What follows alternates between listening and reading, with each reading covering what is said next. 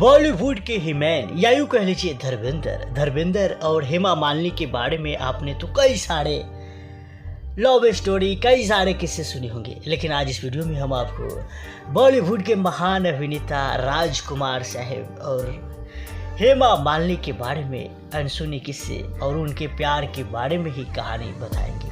तो फिर देर क्या, चलिए शुरू करते हैं। दरअसल साल 1971 में फिल्म लाल पत्थर बन रहा था, जिसमें बेंजती माला और राजकुमार साहब लीड रोल में नजर आने वाले थे। लेकिन राजकुमार साहब इस फिल्म में हेमा मालिनी को चाहते थे और उनके कहने पर ही फिल्म मेकर्स ने बेंजती वाला को हटाकर फिल्म प्रोड्यूसर या यूँ कह लीजिए फिल्म निर्माता और रोल हेमा मालिनी को दे दिया। तब हेमा मालिनी बॉलीवुड में नई आई ही थी, लेकिन इस बारे में हेमा मालिनी को पता ही नहीं था कि उन्हें रोल राजकुमार साहब के कहने पर दिया गया है। इस फिल्म की शूटिंग के दौरान हेमा मालिनी और राजकुमार साहब काफ़ी घुल मिल गए। मीडिया रिपोर्ट्स की माने तो एक सीनियर की तरह हेमा मालिनी भी राजकुमार साहब को रिस्पेक्ट करती थी। ऐसे में एक दिन राजकुमार साहब ने हेमा मालिनी से अपने दिल का हाल बता दिया कि अब मुझे रहा नहीं जाता, अब कैसे बर्दाश्त करूं। आखिरकार राजकुमार साहब सोचते और हेमा मालिनी उस वक्त 60-70 के दशक में भैया आज का अभिनेत्री, आज का टिकटॉकिया स्टार, आज का अभिनेत्री और आज का हम केकरा हम जिक्र करें। कोई अभिनेत्री ये नहीं है जैसे 60-70 के दशक से आज हम हेमा मालिनी के आज की डेट में जुड़े। हेमा मालिनी जकरा पर देख लेता था ना, वो फिदा हो जाता था 60-70 के दशक में। ऐसा नहीं था कि बॉलीवुड के खाली अभिनेता, ऐसा था जो राजेश खन्ना साहब थे जिनको लड़कियां देखकर ही कूद जाते थे छत से या फिदा हो जाते थे।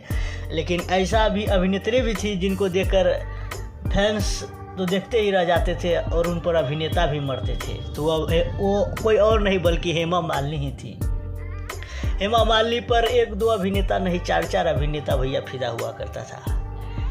खैर, बताया जाता है जब ये बात हेमा मालिनी सुनी राजकुमार साहब के मुंह से, राजकुमार साहब कई दिनों से फिल्म लाल पत्थर में काम कर रहे थे और वो अपने दिल को तसल्ली दे रहे थे जो आज बोल दूंगा हेमा मालिनी को कि अब हमको रहा नहीं जाता, अब हमको तुमसे प्यार हो गया। राजकुमार साहब के सोचते ऐसे कई दिन बीत गए, लेकिन एक दिन उन्होंने हिम्मत जुटाया कि आज मैं हेमा मालिनी को कह दूंगा कि हमें तुमसे प्यार है।